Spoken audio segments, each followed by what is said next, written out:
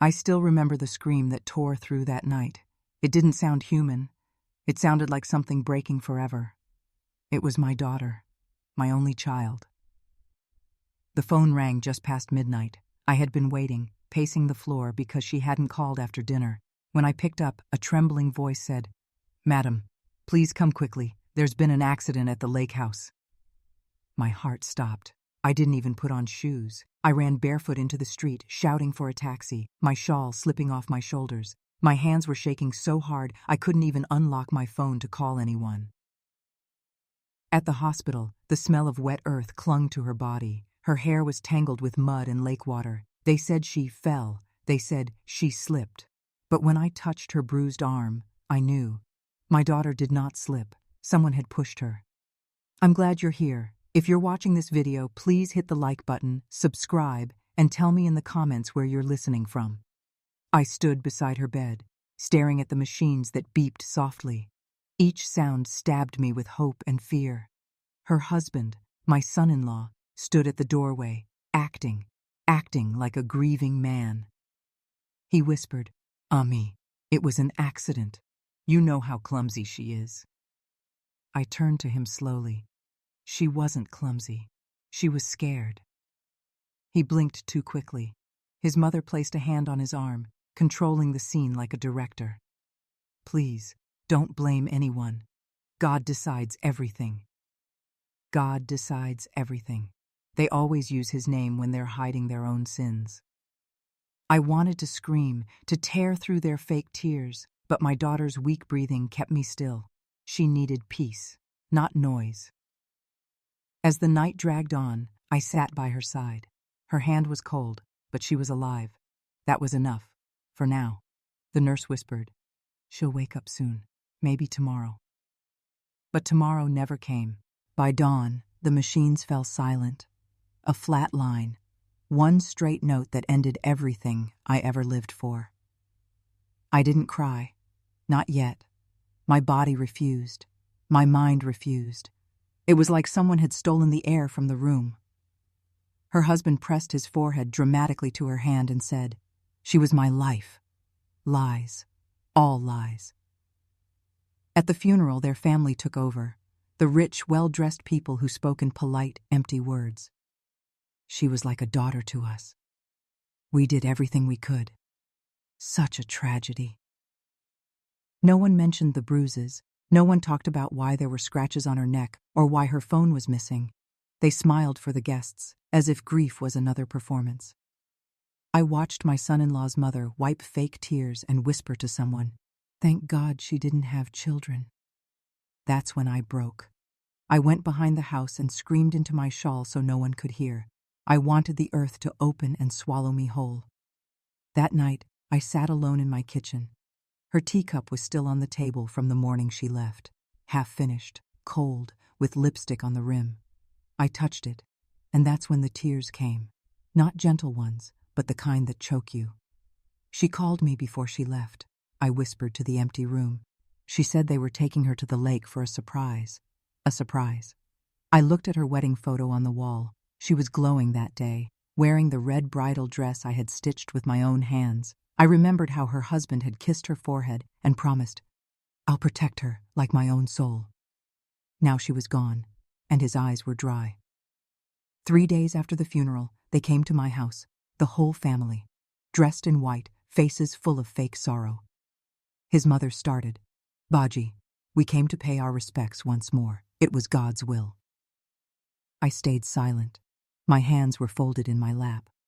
Then his father said, "We'll handle everything. The papers, the insurance, the property. Don't worry. You shouldn't have to deal with stress in your age." Stress. That word sounded like poison. I looked at them one by one and said quietly, "Leave her things here. I'll manage." They exchanged glances.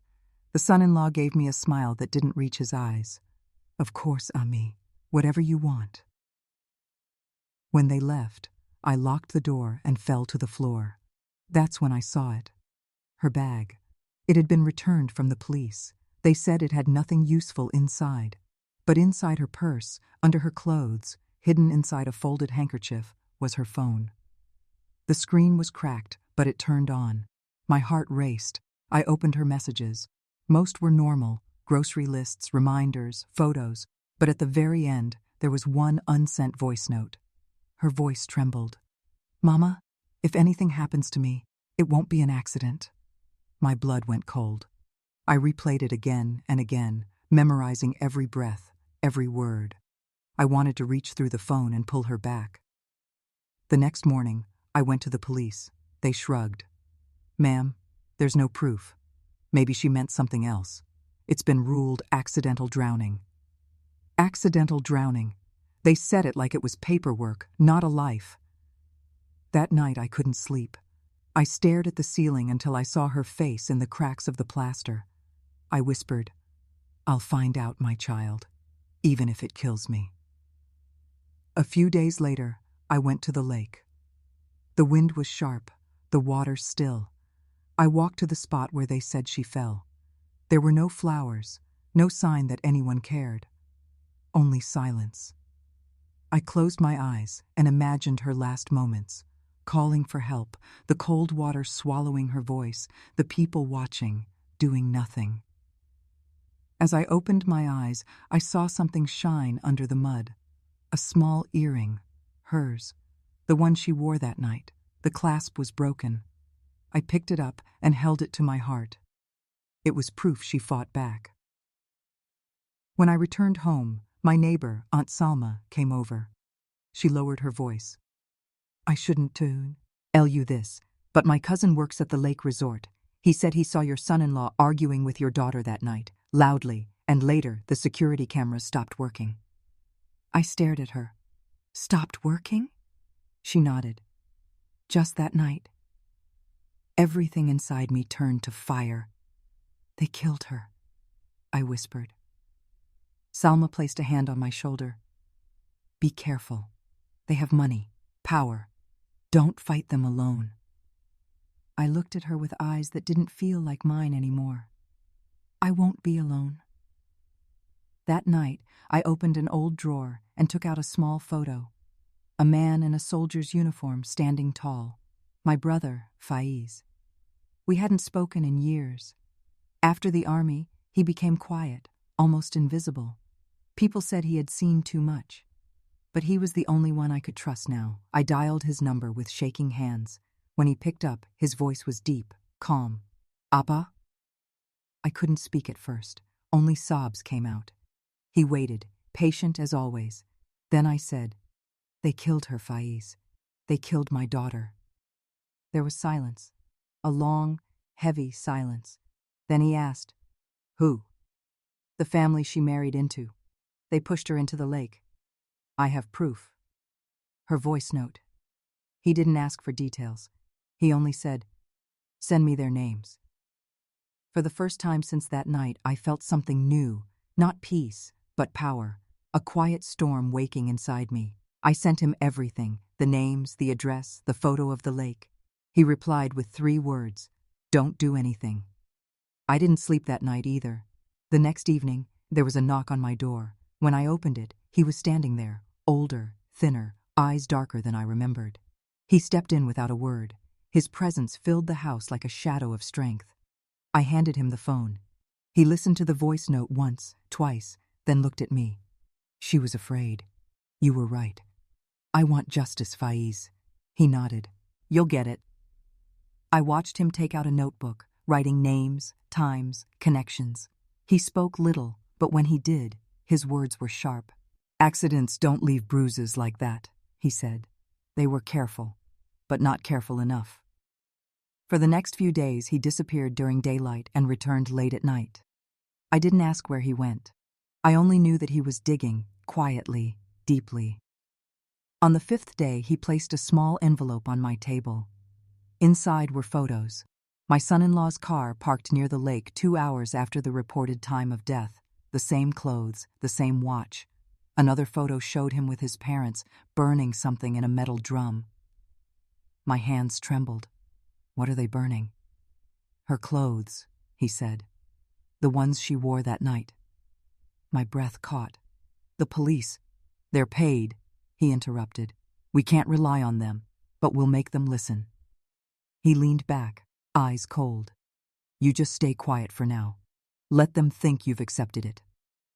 I nodded, though every part of me wanted to storm into their house and scream the truth. But patience became my weapon. The next day they called me. Ami, my son-in-law said sweetly. We're planning a prayer meeting for her soul. You should come. A prayer meeting for the soul they drowned. I'll be there, I said softly. When I arrived, their house was filled with people, neighbors, relatives, cameras.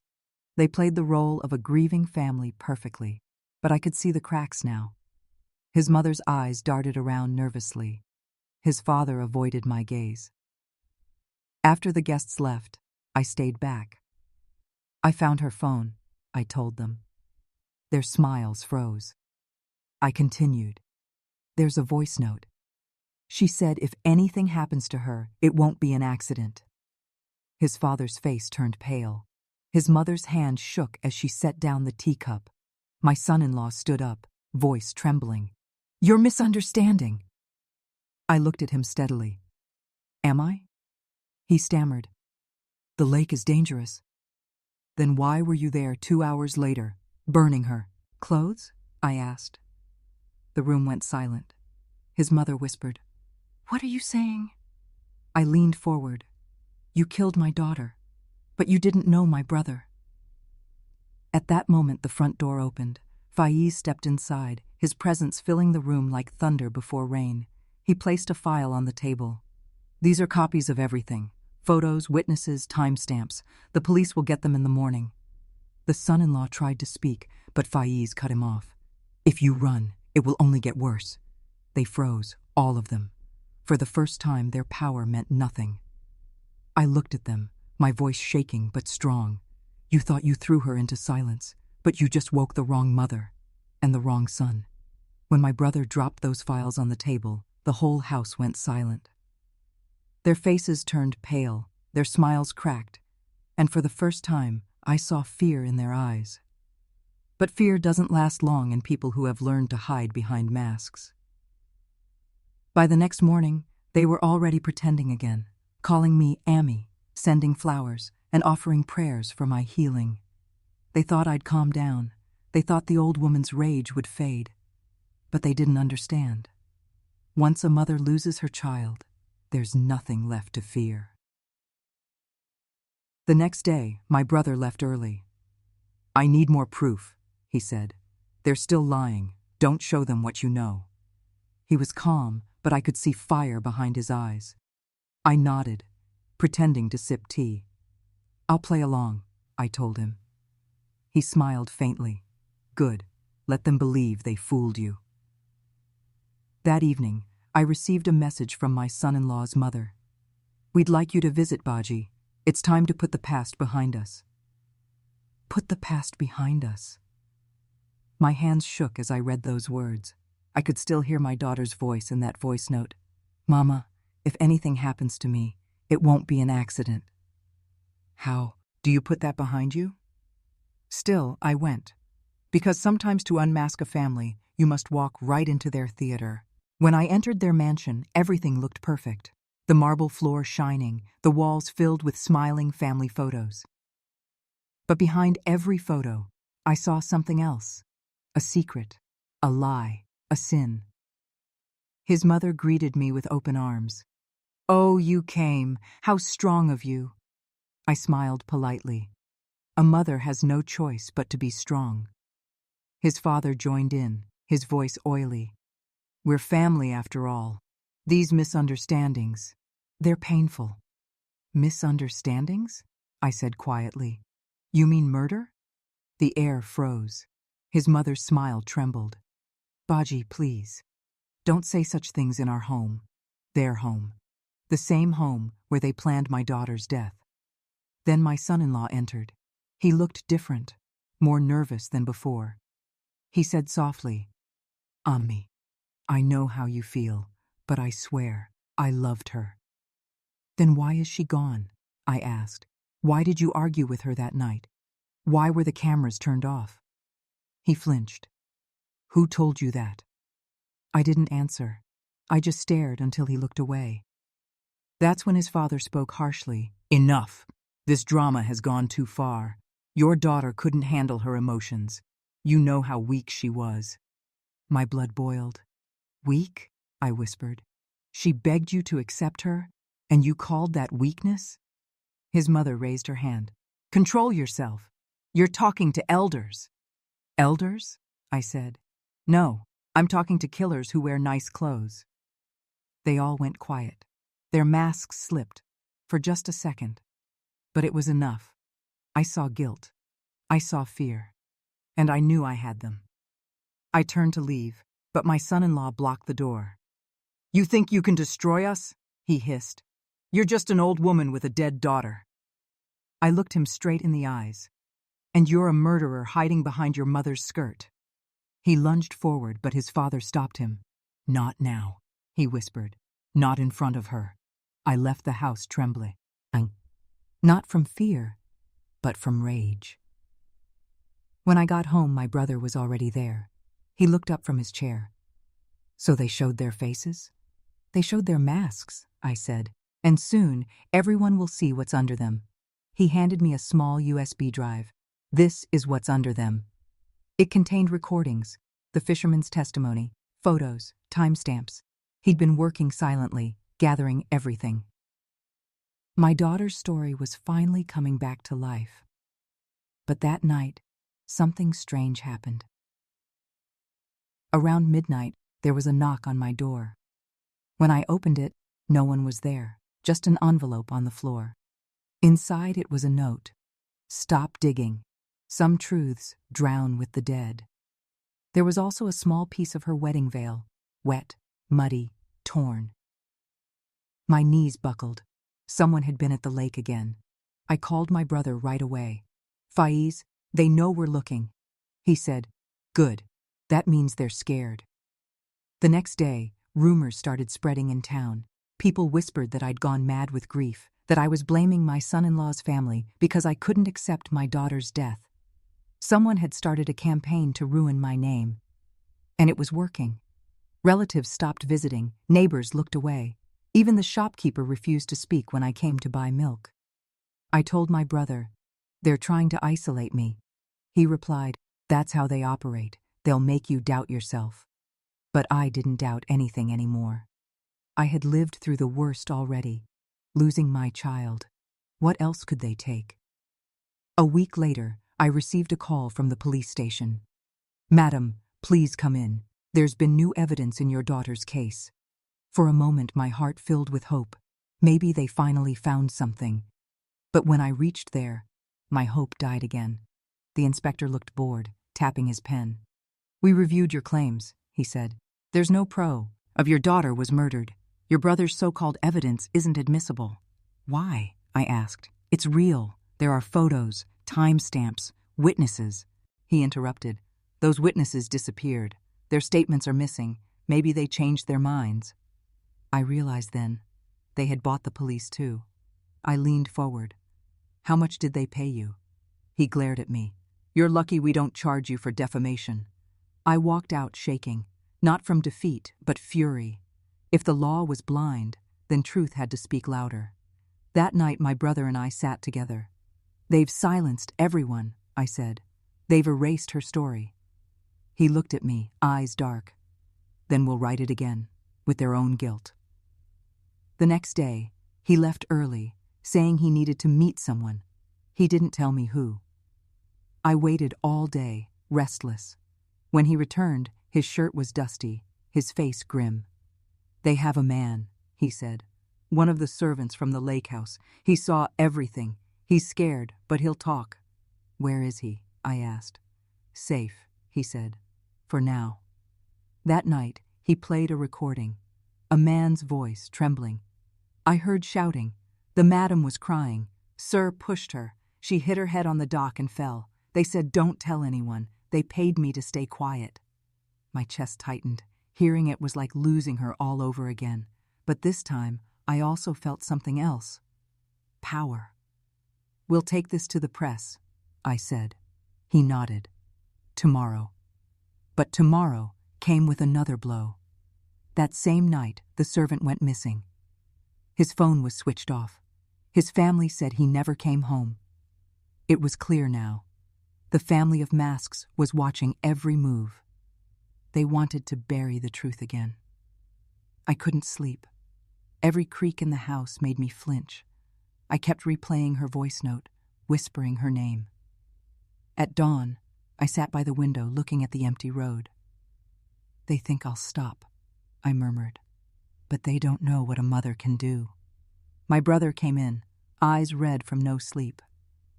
"We have to be smarter. They're cornered, the animals now." "I'm not afraid," I said. He smiled faintly. "You should be. Fear keeps you alive." The next few days passed like shadows. We watched them closely, their movements, their calls, their sudden silence. Then, one evening, my brother said, "It's time." He took me to the police headquarters, carrying a sealed folder. Inside were everything copies, backed up, time-stamped, undeniable. He looked at me. "This time, they can't erase it." I sent it to 3 reporters, too. For the first time in weeks, I smiled. Now they'll know what they did. That night, the family held another gathering at their home, pretending to be saints, feeding the poor for charity. But when they went outside to take pictures, reporters were waiting. The next morning, their faces were everywhere. Headlines screamed, "Business family under suspicion in lake tragedy." Their masks cracked in front of the whole city.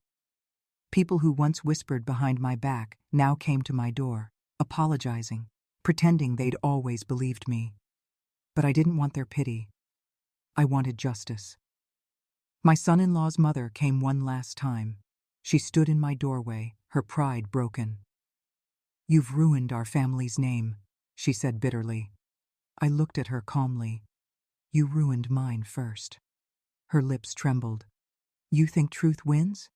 Wait and see." I smiled sadly. "It already has. You just haven't accepted it yet." When she left, I turned to my brother. "What happens now?"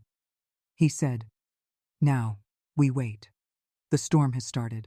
Let them drown in what they created." That night, I went to my daughter's room. Her things were still there, untouched. I sat on her bed and whispered, "They're losing their masks, my child. The world will finally see their faces."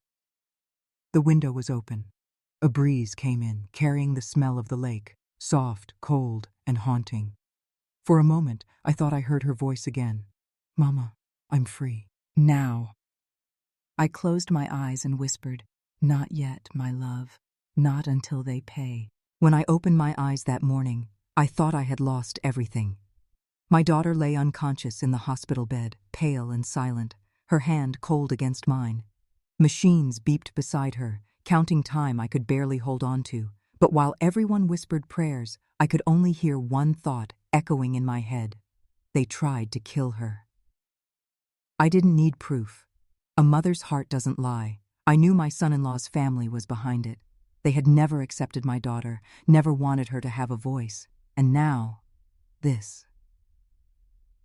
As I sat there, my tears refused to fall. Something inside me had frozen. For hours I said nothing, until the door opened and he walked in. My brother. The brother everyone had forgotten, the man my family avoided, called trouble, and erased from family photos. But the moment I saw his face, I felt the ground beneath me steady again. He looked older, silver streaks in his beard, eyes darker, colder. But when he saw my daughter on that bed, I saw a storm rise behind his calm. "She's your daughter?" he asked quietly. I nodded. My lips trembled, but no sound came out. He stepped closer, touched her forehead, and whispered, "Who did this?" His voice carried danger, the kind that made the room colder. I whispered the truth. "Her husband's family. They pushed her into the lake." For a second, he didn't move. Then his hand clenched into a fist. "They made a mistake," he said, his tone flat like a knife scraping stone. "They forgot who her uncle is." Those words, I didn't realize how heavy they were until later. That night, as I sat by the hospital window, I thought about our past, about how I had cut ties with him years ago because he'd chosen a path no one approved of. He was always the wild one, the fighter, the man who stood up for what was right, even when it cost him peace. But at that moment, I was glad he was back. He stayed silent, at most of the night watching over my daughter like a shadow. Around midnight, he asked me to rest, but I couldn't. "She hasn't moved since yesterday," I whispered. "She will," he said. "But when she opens her eyes, I want her to see strength around her, not fear." His words felt like medicine, even if his eyes burned like fire. The next morning, when I stepped outside to get tea, I saw them, my son-in-law's family, standing in the hospital corridor, pretending to care. His mother's voice was loud, as usual. "We didn't mean for this to happen," she said to a nurse, shaking her head like a victim. I froze. Didn't mean to? My brother came up behind me, his presence silent but sharp. "That's them?" he asked. I nodded. Before I could stop him, he walked straight toward them. "You're her in-laws?" he asked, calm, too calm. They looked him up and down, his rough jacket, his eyes, the way he carried himself like someone who didn't ask for permission. "And who are you?" the mother-in-law asked, folding her arms. He smiled slightly. "Her uncle." The silence that followed felt like thunder before lightning. Her husband, my daughter's husband, stepped forward, fake concern in his voice. "Uncle, we're all hurt. It was an accident. She slipped. We tried to save her." My brother cut him off. "An accident," he said softly. "You think I don't know what fear looks like in someone's eyes before they fall?" The boy's words tangled. His mother touched his arm, whispering, "Don't talk to him." But my brother wasn't there to talk. He leaned closer. "You'll answer me properly, or I'll find out myself. And when I do, you'll wish you told me the truth." They left quickly after that. When I returned to my daughter's room, my heart pounded with mixed fear and relief. I didn't know what my brother planned, but one thing was clear. He wouldn't rest until justice was done. That evening, he disappeared without a word. I stayed in the hospital praying. By midnight, my daughter stirred. Her lips moved. I leaned close, crying. "Mina, it's me. Mama." Her voice was weak, broken. I didn't fall. They pushed me." My heart shattered again, but this time I wasn't shocked. I was ready. I called my brother. He didn't answer. I tried again and again until he finally picked up. "She's awake," I said, "and she remembers everything." He didn't reply for a moment. Then quietly he said, "Good. Now it begins." The next morning, he came back with a small file in his hand. "This is what they've been hiding," he said, laying photos on the table. "Your son-in-law's family isn't as perfect as they pretend. They've been laundering money through fake charities. I've been watching them for months." I stared at him, shocked. "You knew them?" He nodded. "I didn't know it was your daughter's in-laws until last night."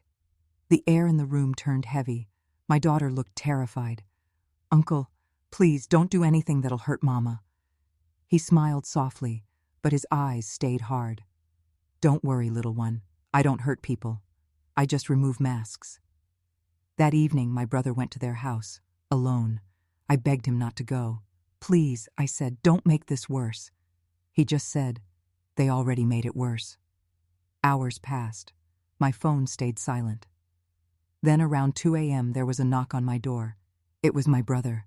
His hands were clean, but his eyes, they looked like someone who'd seen too much. "It's done," he said simply. "What did you do?" I whispered. He sat down, sighing deeply. "I didn't touch them. I just showed their truth to the right people. Police, media, neighbors, everyone knows now. Their business is finished." I stared at him in disbelief. "You exposed them?" "Yes," he said. "I gave them something they can't escape. Their own reflection." The next morning, the news broke. Charity fraud family under investigation. My son-in-law's father was arrested. His mother fainted in front of cameras. Their whole use was surrounded by reporters. But my daughter, she smiled for the first time in days. "Uncle saved me," she whispered. He looked away, pretending not to hear. That night, I found him sitting outside the hospital, staring at the sky. "You shouldn't have done all this for me," I said softly. He chuckled. "You think I did it for you?" He paused, then added, "I did it for her, because I couldn't protect you back then." I blinked. "What do you mean?" He sighed. "When you married that man, your husband, you called me selfish for not coming to your wedding. But I knew what kind of person he was. I warned you, and you didn't listen. So I left. But seeing your daughter lying there, it felt like watching history repeat itself." His words hit me like thunder. I had always blamed him for abandoning me, but now I saw. He had been protecting me all along. I sat beside him, my heart full of guilt and gratitude. "You're not the brother they said you were," I whispered. He smiled faintly. "Maybe not. But I'm the brother you forgot you had." We sat in silence. The wind was cold, but for the first time, I felt safe. Days passed.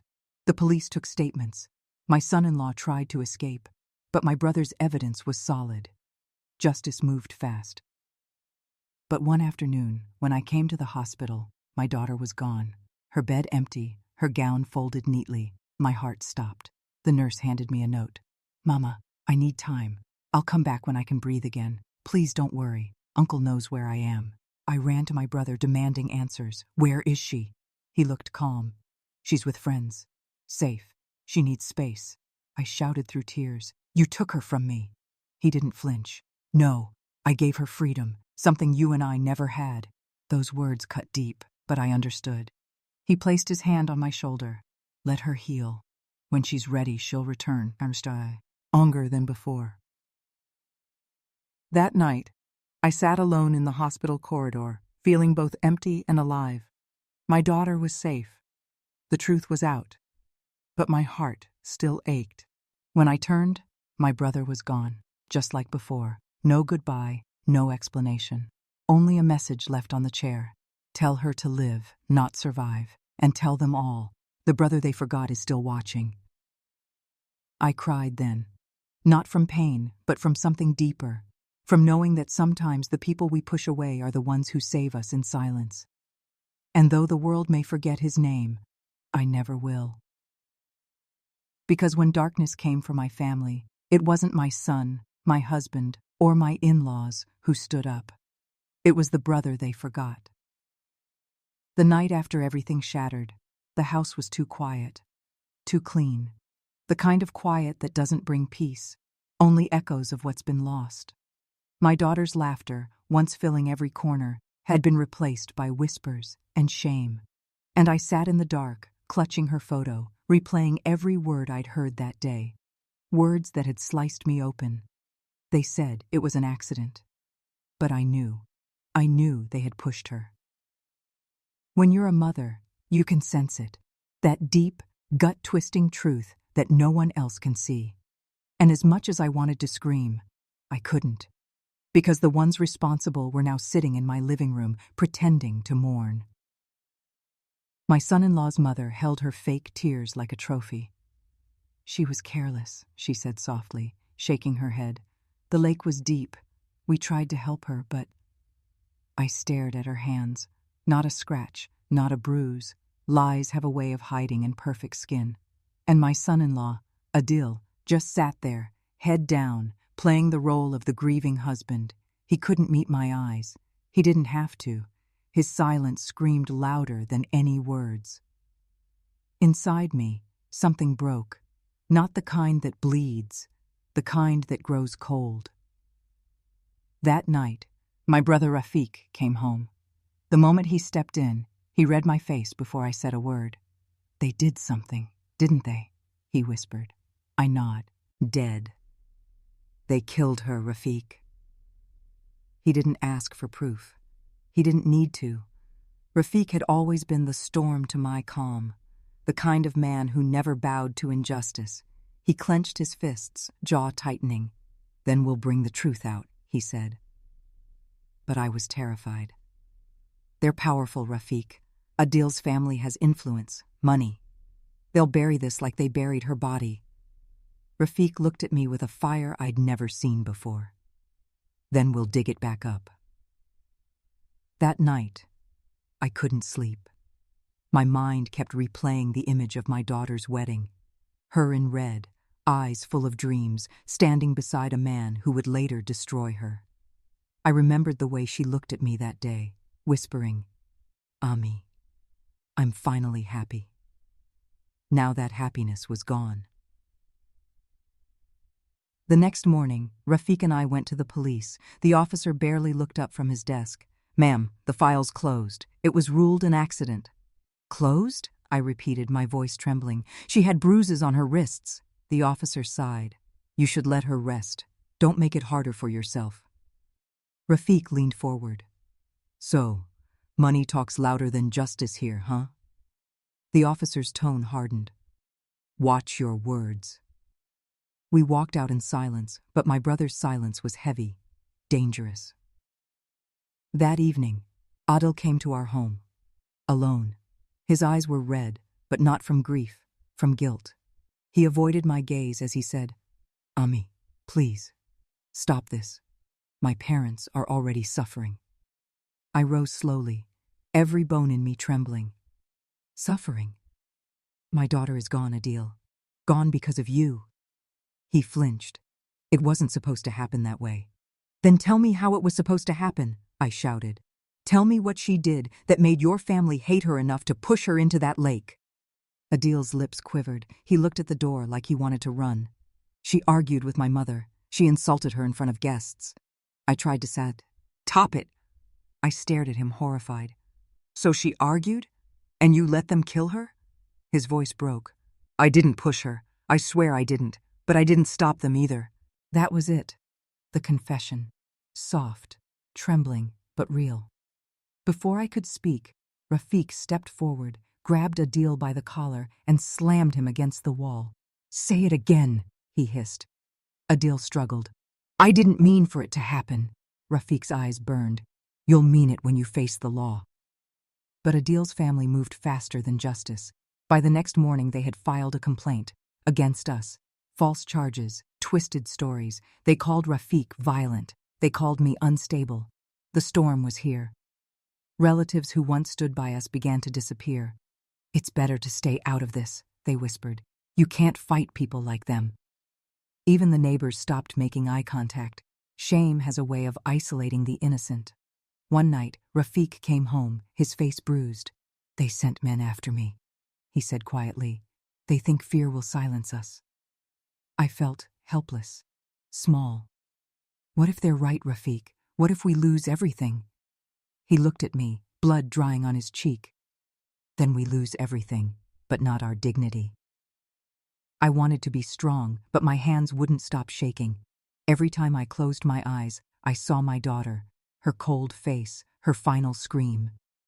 A few days later, something unexpected happened. A young woman knocked on our door, trembling, pale. "Are you her mother?" she asked. "Yes," I said carefully. "Who are you?" She looked over her shoulder before whispering, "I worked in their house. I saw what happened that night." My heart froze. "Tell me." She hesitated. "They argued. Your daughter wanted to leave. Adil's mother said, 'If you walk out, you'll regret it.' She tried to leave anyway. They followed her to the lake." Tears burned my eyes. "Did you see who pushed her?" She nodded slowly. "His brother." Rafiq clenched his jaw. "Will you testify?" The girl looked terrified. "If they find out, they'll kill me." Rafiq promised her protection, but I knew promises meant little against people with power. Still, it was hope, fragile, trembling hope. We took her statement to a journalist Rafiq trusted. The man listened, his eyes widening as he read the notes. This could change everything," he said. "But truth has enemies." 2 nights later, that same journalist's office was burned down, all files gone. The girl disappeared. No one knew where she went. I broke down. "They're winning, Rafiq. Every time we fight, they destroy something. He held my shoulders. No, not everything. They can burn paper, not truth. Truth lives here, he said, pressing his fist against his heart. His words lit something inside me. For months, I had cried like a widow mourning justice. But now I wanted to fight. The next day, I went to Adil's house, alone. His mother opened the door, her face stiff with arrogance. "What are you doing here?" I met her gaze steady. "I came to tell you that your time is coming." She laughed bitterly. "You? You're a grieving old woman. You have no power." I stepped closer. "You're right. But I have something you'll never have. A brother who doesn't fear death." For the first time, her smile faded. That night, Rafiq and I started collecting everything. Photos, messages, even Adil's last call record. We built a wall of truth, piece by piece. And then, the break we'd prayed for. One of Adil's friends called Rafiq secretly. "I can't live with this," he said. "I was there that night. I saw everything." It was the first light after months of darkness. We met him in secret. He told us everything. How Adil's mother ordered her sons to teach her a lesson, how they surrounded her near the lake, and how she fell when one of them pushed her too hard. I listened in silence, my nails digging into my palms. "Did she scream?" I asked. He nodded. "Once. Then, nothing." I closed, hid my eyes. The silence of the lake had swallowed her, but not her truth. When we left that meeting, Rafiq said quietly, "It's time. The storm they started. Now we'll finish it." The next morning we went back to the police, this time with recordings, messages, witnesses. They had no choice but to reopen the case. And as the sun rose, I stood outside that station, feeling something I hadn't felt in months. Power. But storms don't pass quietly. That night someone threw a rock through our window. A note was tied to it. "Stop, or next time it's you." I held it in my trembling hands and whispered, "Let them come." Because this time, I wasn't afraid. The night before the hearing, I sat by the window, staring at the rain sliding down the glass. Each drop felt like a tear my daughter never got to shed. The house was dark except for one dim lamp, and Rafiq sat across from me, silent. We both knew tomorrow could change everything, or destroy us completely. He finally spoke. "Are you ready for what comes after this?" I didn't answer right away. I've been ready since the day I lost her. Rafiq nodded, his eyes heavy. "Then no matter what happens tomorrow, we walk in with truth. We walk out with peace." But peace was far from what awaited us. The next morning the courtroom was packed. Adil's family came dressed like mourners. Black clothes, pale faces, crocodile tears. Their lawyer was smooth, confident, and well paid. When he spoke, his words twisted the truth like vines choking a tree. "Ladies and gentlemen," he said, "this is a tragic accident being turned into a personal vendetta. My clients have suffered enough. Let the dead rest." I wanted to scream. Let the dead rest? How could I rest when my daughter's killers were walking free? When it was our turn, Rafiq stood. His voice was calm, but sharp as glass. "This isn't about vengeance," he said. "It's about a girl who deserved to live." He placed the photos on the table, bruises on her arms, scratches on her wrists, the broken chain she always wore. Gasps filled the room. For the first time, Adil looked up, guilt flooding his face. The judge leaned forward. "Do you have witnesses?" Rafiq nodded. "Yes, Your Honor. A man who saw everything." Everyone turned as the doors opened. The friend, the same one who had confessed in secret, walked in, head low. His steps echoed like thunder in that room. Adil's lawyer tried to stop him. "Objection! This witness!" The judge raised a hand. "Overruled. Continue." The man took the stand, voice trembling. "I was there that night. They argued by the lake. She said she wanted to go home. His brother pushed her. It was dark. She slipped. And they just stood there. No one helped her." Silence. Cold, heavy silence. Adil's mother clutched her pearls, pretending to faint.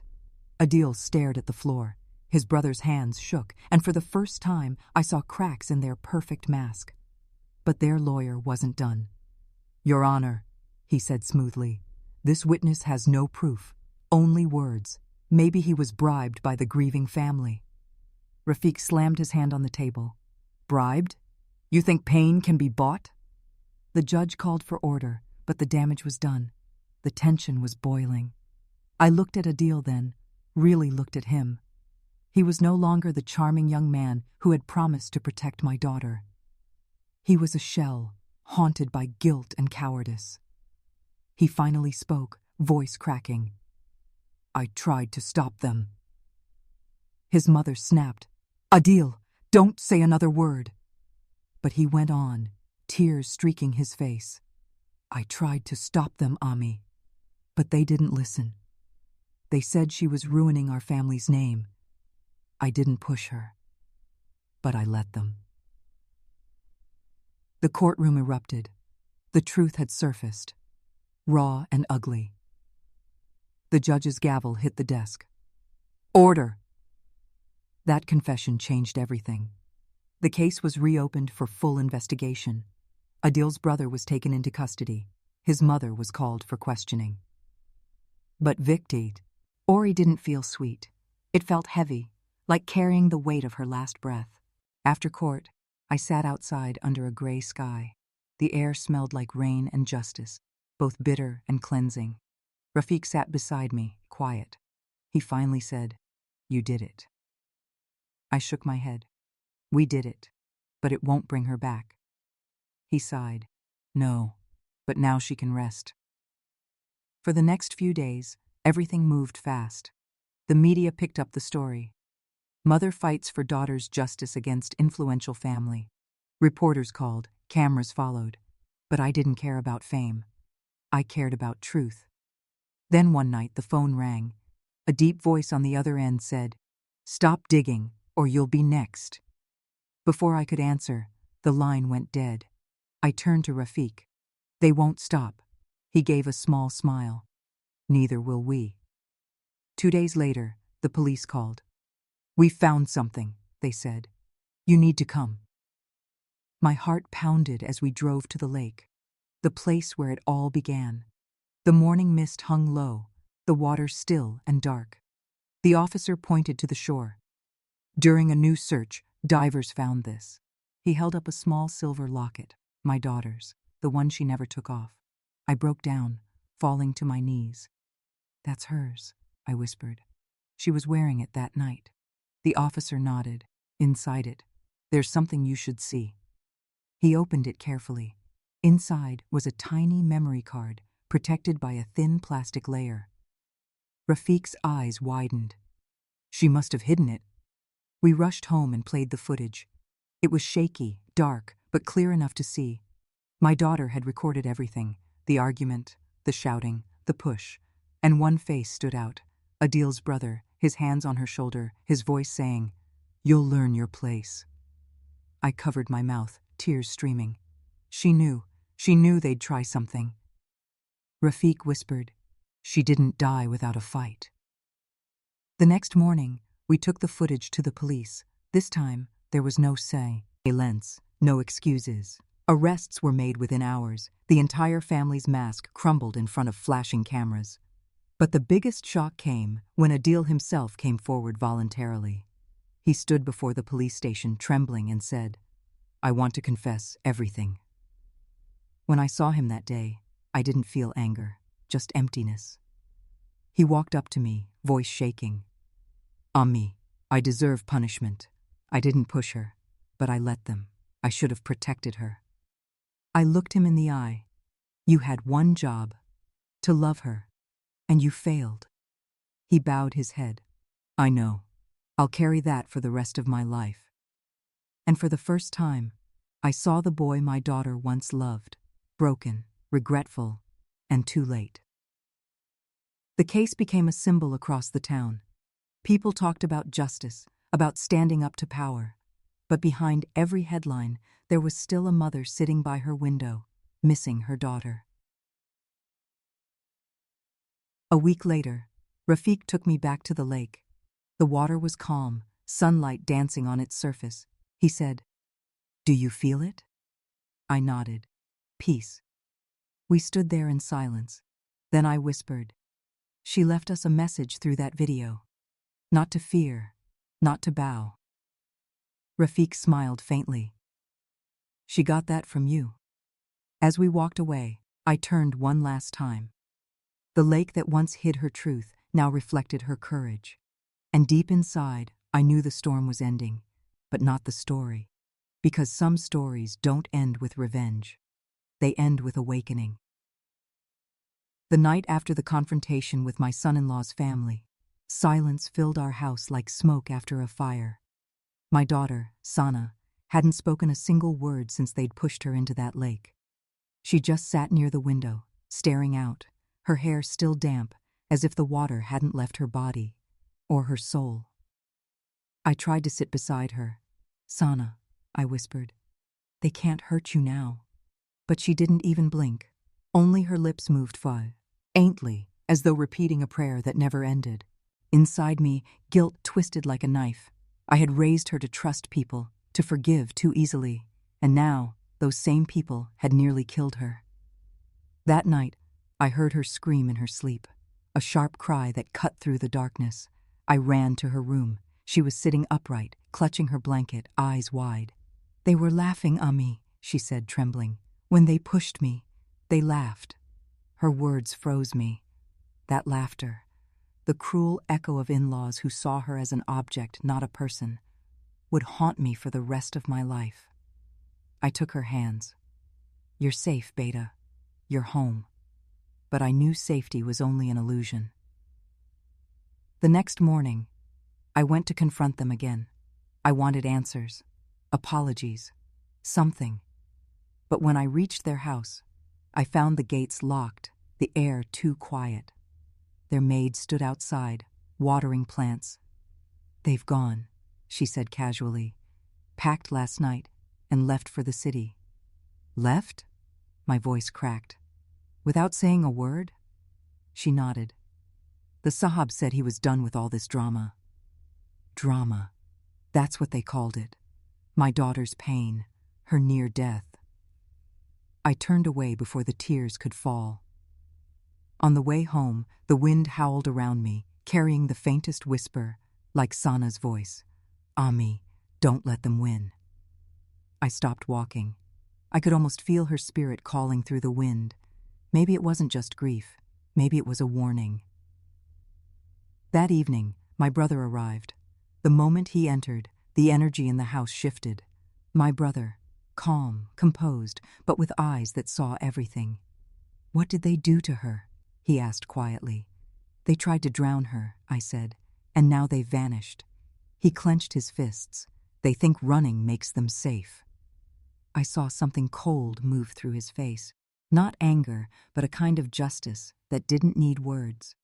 He turned to Sana's room. She was still sitting there. Her voice gone silent again. My brother knelt beside her, spoke softly. "Sana, I'm here now. No one will hurt you again." She didn't look at him, but a single tear slid down her cheek.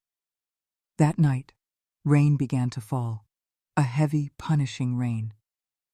Sana whispered from her bed, "Ami, do you hear it? The lake sounds angry." Her voice shook me. The lake, that cursed place where she was betrayed, was now calling her back through the wind and rain. I tried to calm her. "It's just a storm, Beta." But she shook her head. "No, it's them. Their laughter. It's still out there." Her words chilled me. I held her tight until she finally slept, but I couldn't close my eyes.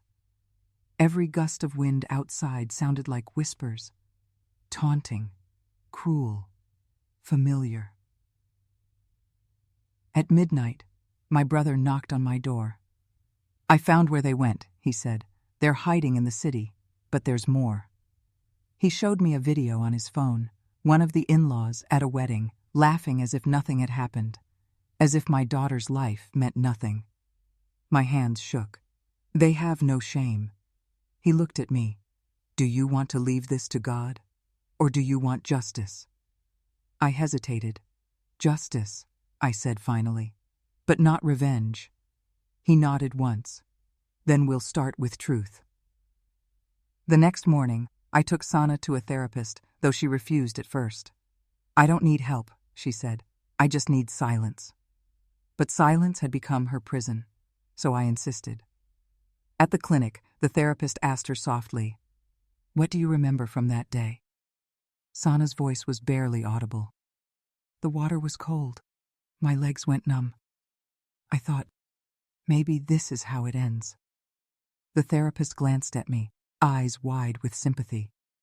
Sana continued. But then I heard something. A voice. Not human. It said, "Not yet." It pushed me up, Ami. Something lifted me. I didn't swim. I was carried. The hairs on my arms stood up. When we left, Sana looked at the sky. The clouds were breaking apart, light pouring through like hope forcing its way in. Maybe that voice in the water was Abba, she said quietly. Or maybe it was me. Her words stayed with me the whole drive home. That night, I sat alone, staring at an old photo. Sana's wedding day. Her smile was pure, innocent, trusting. And beside her, her husband's family, the same faces that had pushed her toward death. My brother came in. "We'll make them answer," he said. "I've already spoken to someone in the police." I wanted to believe justice would come through law, but deep down, I knew people like them slipped through cracks too easily. Still, for Sana's sake, I had to try. "Do what you must," I told him. "But no one must know what she suffered. Not yet." He nodded. "The world will know, but only when she's ready." Days passed. The rain stopped, but the air stayed heavy. Sana began writing in a notebook. Long pages of silence turned into words. One evening, she handed it to me. "Read this when I'm asleep." When I opened it later, I found drawings of waves, wind, and broken jewelry, her wedding necklace split in half. Beneath it, she'd written, "They tried to bury me in water, but I became the wind." I cried silently. My daughter wasn't broken. She was transforming. The next morning, she said she wanted to go back to the lake. "No," I said immediately. "Not that place again." She met my eyes. "If I don't face it, I'll never breathe again." My brother agreed to go with her. "We'll stand there together," he said.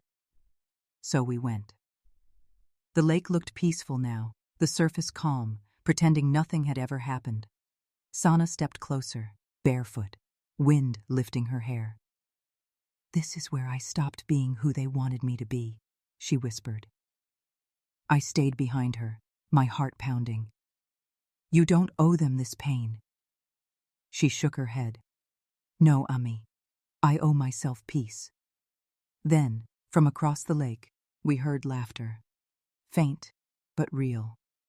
My brother turned sharply. "They're here," he said under his breath. And there they were.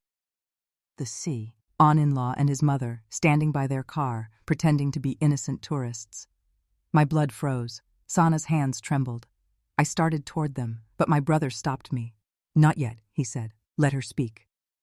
Sana walked forward until she was close enough to be heard. Her voice shook, but it didn't break.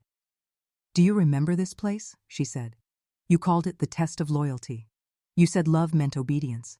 You said if I truly belonged to your family, I'd prove it. So I walked into the water, and you pushed me deeper." Her mother-in-law looked away. Her son-in-law muttered, "You're making up stories." Sana laughed, a sound more powerful than any scream. "Stories? Then why do you still flinch when you hear the wind?" They both stepped back. The wind rose suddenly, swirling around Sana's hair like an unseen force. Even my brother looked startled. Sana took a deep breath. "You tried to drown me, but I didn't sink. I rose, and every gust of wind that touches your face, that's me reminding you." Her words hit them harder than any slap could. They left without another word. That night, Back home, Sana sat by the window again, but this time she smiled faintly. "The wind feels different tonight," she said. "Yes," I whispered, "because it carries your strength now." I knew it wasn't over. Justice still had to be served, but something inside her had shifted. She was no longer the girl who'd been pushed into the water. She was the woman who had come out of it stronger. As I turned off the lights, I heard the wind outside again. Soft, steady, almost like a lullaby. And within it, I swore I heard her voice say, "Ami, we're free."